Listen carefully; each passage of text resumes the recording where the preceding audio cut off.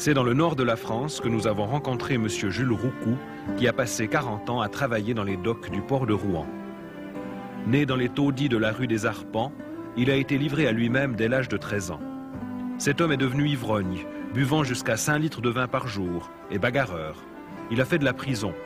Vivant dans la débauche, il traitait sa femme chrétienne comme esclave qu'il battait jusqu'au sang et attachait avec des chaînes, parfois l'obligeant à coucher dehors, en plein hiver. Ce passé, il n'aime pas l'évoquer aujourd'hui.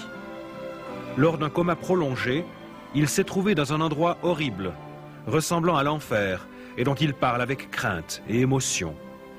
Cette expérience l'a conduit plus tard à donner sa vie à Jésus-Christ.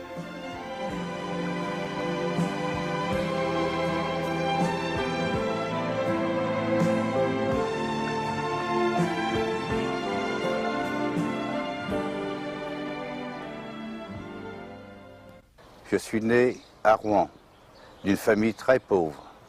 Dès mon plus jeune âge, il fallait que je trouve de la nourriture pour nourrir mes frères et mes sœurs, ainsi que mes parents. À l'âge de 13 ans, je travaillais sur les ports et docks de Rouen, à tirer des mulets, des fûts de vin, à décharger des bateaux de vin. J'ai commencé à boire à cet âge-là. Par la suite, je suis devenu un voyou. À l'âge de 17 ans, je connaissais les filles de joie. À l'âge de 17 ans et demi, je me suis engagé pour l'armée, dans l'armée française. Quand je suis revenu de l'armée, j'étais plus que méchant. J'étais une crapule, un bagarreur et tout. Une fois mes 27 ans, je me suis marié, j'ai trouvé une épouse. Je me suis marié croyant que ma vie allait changer, mais c'était pareil. J'étais devenu ivrogne, invétéré, je frappais mon épouse. J'ai rendu mon épouse très malheureuse, mes enfants de même. Au début de notre mariage, mon mari m'avait bien caché qu'il buvait, mais je me suis vite aperçue qu'il buvait beaucoup. Et chez nous, c'était la vie d'enfer. Il rentrait le soir, il nous frappait,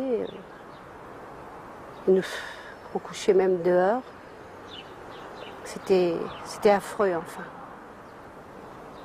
Et puis, il me menaçait toujours de se suicider. Donc, je le croyais pas. Et un jour, eh bien, oui, il l'avait fait. Et nous l'avons laissé comme ça, croyant qu'il nous faisait la comédie comme d'habitude. Mais Dieu, tout d'un coup, m'a montré qu'il n'était pas comme d'habitude. Et quand je l'ai vu, ses yeux étaient ressortis de la tête, son visage gonflé, c'était terrible. Et aussitôt, j'ai appelé mes enfants et on a appelé le SAMU. Le SAMU, pour eux, c'était un homme comme déjà mort. Et ils me l'ont transporté tout de même et il est resté 36 heures dans le coma. Et c'est un peu plus tard, oui, un bon bout de temps plus tard, comme après il est devenu chrétien, bien sûr, qu'il m'a dit qu'il avait vu des choses affreuses pendant son coma. C'était terrible, enfin. Finalement, j'en ai eu marre de cette vie. Ici, dans cette maison, j'ai voulu m'empoisonner, me supprimer. J'ai avalé une poignée de cachets. Je me suis retrouvé dans le coma. J'ai été 36 heures dans ce coma. Et dans ce coma, c'est affreux. Je me suis retrouvé dans l'enfer. J'étais accroché par des démons, c'est affreux. Dans cet enfer, j'étais attaqué par des personnes, mais des personnes humaines, mais le visage était affreux.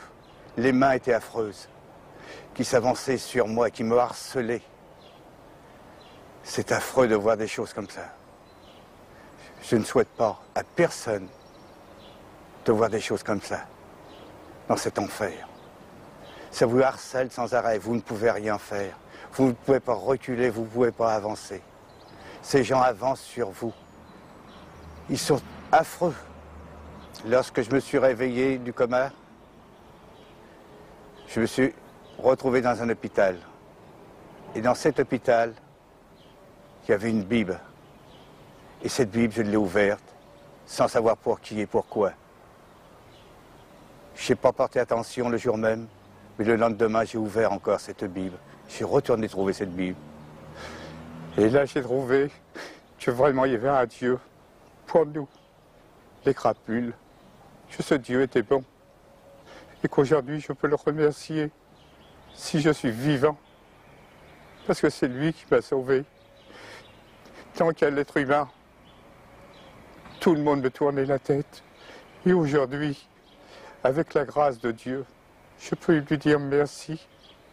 Et que ce témoignage puisse servir à bien des gens qui veulent être sauvés, qui trouvent un sauveur, qui peuvent le trouver en Dieu. Parce qu'il n'y a que lui qui peut sauver une âme perdue. Je le remercie de tout cœur.